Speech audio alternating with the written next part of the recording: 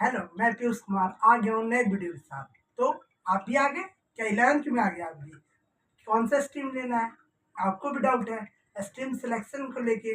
पापा क्या बोल रहे हैं, पेरेंट्स क्या बोल रहे हैं और आसपास के लोग क्या ले रहे हैं, हाँ दोस्त क्या ले रहा है, इस पे भी आपकी वो चल रही होगी कि आपके मेरा दोस्त भी छट जाएगा। तो स्ट्रीम सिलेक्शन के ऊपर क्या आपके लिए बेस्ट होगा, इस वीडियो में जानेंगे। क्या कैटेगरी होती है कि जिससे हम जान सकते हैं कि हमारे लिए कौन सा स्ट्रीम बढ़िया हो सकता है, किसमें स्कोप्स ज़्यादा हैं, सब डिस्कस करेंगे। तो वीडियो को लास्ट तक देखते रहिए और वीडियो में लास्ट तक बने रहें।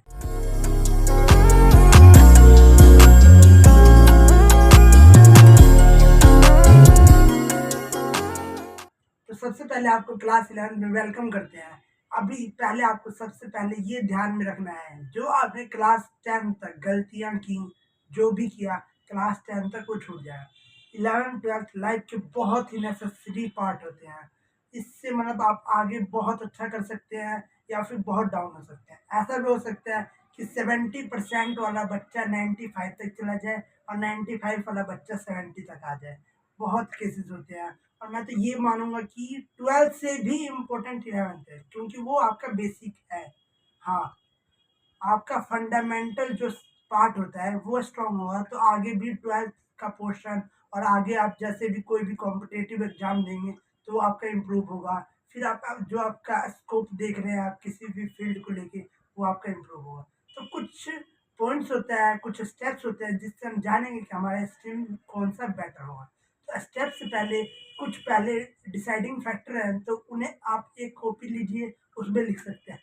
सबसे फर्स्ट डिसाइडिंग फैक्टर क्या है? तो आपका फेवरेट सब्जेक्ट। हाँ, फेवरेट सब्जेक्ट जिससे आपको पढ़ने में बहुत ही आनंद आता होगा। जैसे कि मेरा फेवरेट सब्जेक्ट मैथ्स, बहुत प्यारा, करने में ही मजा आ जाता है। आपका क्या है, कमेंट बॉक्स में लिख सकते हैं। फिर आपका दूसरा क्वेश्चन है, आपका किस सब्जेक्ट में मार्क्स बहुत अच्छे आते हैं? भैया फेवरेट सब्जेक्ट में तो मार्क्स अच्छे हैं? नहीं, ऐसा नहीं होता। ऐसा हर केस में नहीं होता। ऐसा होता है कि मैथ बहुत अच्छी लगती है और नंबर आते हैं केमिस्ट्री में। ऐसा भी हो सकता है केमिस्ट्री अच्छी लगती है, नंबर नहीं आते हैं, एक्सेप्शन हो जाता है। तो तो ये लिखना है। फिर थर्ड क्या लिखना है, कौन से सब्जेक्ट आपको बिल्कुल पसंद नहीं है। अब जैसे आपको बायो पसंद है और आपको फिजिक्स ऐसा लगता है कि इससे बस छुटकारा मिल जाए मुझे, तो आप पीसीबी लेके करेंगे क्या? फिजिक्स तो पढ़नी पड़ेगी। हाँ, फिजिक्स कंपलसरी है वहाँ पे, फिजिक्स पढ़नी पड़ेगी। तो नॉन फेवरेट सब्जेक्ट भी आप लिखेंगे, ये 3 लिखेंगे। अब स्टेप क्या होते हैं कि हमारा स्ट्रीम कौन सा बढ़िया होगा, इसके लिए तो सबसे पहला स्टेप इंटरेस्ट को जाने। Find your favourite area of interest. ठीक है, आपका इंटरेस्ट कहाँ पे है? जैसे कि आपका, जैसे मतलब आपका फॉर एग्जांपल कोई एग्जांपल देते हैं, जैसे कि आपकी कैलकुलेशन बहुत अच्छी है, कैलकुलेशन पार्ट आपको करने में मजा आ रही है और साथ में आपको इकोनॉमिक्स बहुत बढ़िया लगती है। तो आपको क्या मतलब सूट करता है, calculation plus economics, commerce. Commerce में जाना चाहिए, आपके लिए मतलब बहुत अच्छा फील्ड है। और जैसे मतलब लोग कहते हैं ना कि स्कोप इस फील्ड में नहीं है, पीसीएम वालों के पास स्कोप है, पीसीबी वालों के पास स्कोप है, कॉमर्स वालों किसी एक की, मैं बताता हूँ स्कोप कहीं सब्जेक्ट में नहीं है, वो स्कोप आपके अंदर है। अगर आपके अंदर कैपेबिलिटी है, स्किल्स है, एबिलिटी है, तो आप बहुत अच्छा कर सकते हैं लाइफ में, बहुत ही मचा सकते हैं। बहुत ही एग्जाम्पल आपके आसपास मिले होंगे जो ह्यूमनिटीज लेके आज पता नहीं कहाँ आईएएस पीसीएस बन सकते हैं। कॉमर्स लेके आप बिजनेस लाइन में जा सकते हैं, सीएस बन सकते हैं। पीसीबी लेके हमारे लिए गॉड बन सकते हैं, जैसे कि डॉक्टर्स, और बहुत सारे सर्जन्स बन सकते हैं। और पीसीएम लेके डिफेंस लाइन के लिए मैं बताता हूँ, पीसीएम सबसे बढ़िया होता है डिफेंस लाइन के लिए, क्योंकि वहाँ पे मैथ्स आनी इम्पोर्टेंस होती है। और पीसीएम से आप जेई क्रैक कर सकते हैं, इंजीनियरिंग लाइन में जा सकते हैं, एसएससी लेवल में भी आपको बहुत फायदेमंद रहता है जेई और ये सब कॉम्पिटेटिव लेवल पीसीएम। तो ये होता है, स्कोप तो हर सब्जेक्ट में है। तो आप ये जाने कि आपका इंटरेस्ट कहाँ है। तो स्टेप 2 है कि चाहना और करना में बहुत अंतर है। कि हाँ, हम चाहते हैं लेकिन हम वो कर नहीं पाते। कैपेबिलिटी, आप कैपेबल हैं या नहीं स्कोर करना। जैसे कि अभी बताया कि आपने पीसीबी ले लिया और फिजिक्स में कोई इंटरेस्ट ही नहीं, फेल हो गए। भैया ये क्या बोल रहे हो? हाँ, आपको कोई इंटरेस्ट ही नहीं, आपको पढ़ना ही नहीं है बिल्कुल। एक समझोगे इतना हार्ड है, फिजिक्स कैसे पढ़ेंगे, इस पे भी वीडियो लाएंगे, फिजिक्स को कैसे जानना है। तो मतलब आप पूरा सब्जेक्ट को देखिए, ये नहीं कि आप एक बायो को चक्कर में चले गए। हाँ, अगर बायो के चक्कर में जा रहे हैं, तो ये देखिए कि आप मेहनत करेंगे 11th में। हाँ, ऐसा हो सकता है कि आपकी 10th तक फिजिक्स अच्छी ना हो, 11th में आप बहुत अच्छा कर सकते हैं। लेकिन मैं बताता हूँ कि 11th में और हार्ड होती जाती है फिजिक्स वगैरह। हाँ, तो इम्पोर्टेंस देना भी पड़ता है। तो ये स्टेप होता है कैपेबिलिटी को जाने, आपकी कैपेबिलिटी क्या है। आप फिजिक्स में अच्छा नहीं कर सकते हैं, तो आप ये समझे, खुद को समझाएं। अगर कर सकते हैं तो बहुत अच्छा।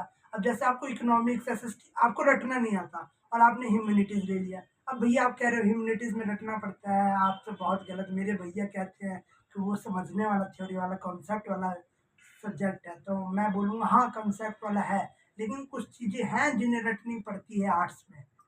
तो आपको अगर समझना ही है तो पीसीएम है, पीसीबी है, ये सब है। तो और स्टेप 3 जानते हैं क्या होता है स्टेप 3? तो स्टेप 3 है डिस्कशन। हाँ, पेरेंट्स के साथ बैठिए। नहीं, पेरेंट्स तो मुझे बोल रहे हैं कि आप पीसीएम ही लो, पीसीबी ही लो, तुम डॉक्टर बनो, तुम इंजीनियर बनो। नहीं, आप अपनी भी पॉइंट्स ऑफ व्यू आप उन्हें बता सकते हैं। एक डिबेट का मतलब डिबेट कर सकते हैं उनके साथ, अपना व्यू रखिए। आप मतलब आपके भैया होंगे या कोई और होगा आस-पास जानने में, आपको कोई डाउट लगे कमेंट बॉक्स में डालिए। तो मतलब मैं भी हेल्प कर पाऊँ, कोई और भी हेल्प कर पाए, इससे मतलब क्या होगा, इम्प्रूव ही होगा। आपकी अगर नॉलेज बढ़ेगी किसी भी फील्ड को जान के, आप पीसीएम ले रहे हैं, पीसीएम से क्या-क्या स्कोप है, तो आपको पता होना चाहिए हर चीज़। आपको एम ये भी होना चाहिए कि 2 साल बाद क्या करना है। अब जैसे आपको सीयूईटी क्रैक करनी ही है, तो आपको सीयूईटी में क्या-क्या लेके चलना है, जो एडिशनल लेके चलना है, वो क्या है, तो ये सब आपको पता होना चाहिए। तो ये है स्टेप 3। और एक मेरी तरफ से एक छोटा-सा एडवाइस ये है, गुप्ता जी, शर्मा जी, इनकी बातें ना सुनें, इनकी बातों को सोच के अपना स्ट्रीम डिसाइड ना करें। आपको स्ट्रीम डिसाइड करनी है, आप अपनी नॉलेज लें, आप गूगल की नॉलेज लें, आप मेरी नॉलेज लें, आप मेरे कमेंट बॉक्स में डालें, मैं हेल्प कर सकता हूँ, पर्सनल गाइडेंस दे सकता हूँ। और अपने पेरेंट्स से डिस्कस करें, अपने 10th के टीचर से डिस्कस कर सकते हैं। और कोई और प्रॉब्लम हो तो आप बता सकते हैं। और रही बात फ्रेंडशिप की, अगर फ्रेंडशिप के चक्कर में आपने इस सब्जेक्ट को ले लिया, फ्रेंड्स तो बन जाएँगे, लेकिन आपके फ्रेंडशिप के चक्कर में अगर आपने सब्जेक्ट ले लिया तो आगे चल के और प्रॉब्लम हो जाएगी। इसलिए फ्रेंड्स तो बन जाएँगे, सब्जेक्ट लीजिए, लाइफ को बनाइए और ऐसे ही मोटिवेट रहिए। Keep working, keep hard, stay motivated. तो थैंक यू, मिलते हैं नेक्स्ट वीडियो के साथ, तब तक गुड बाय।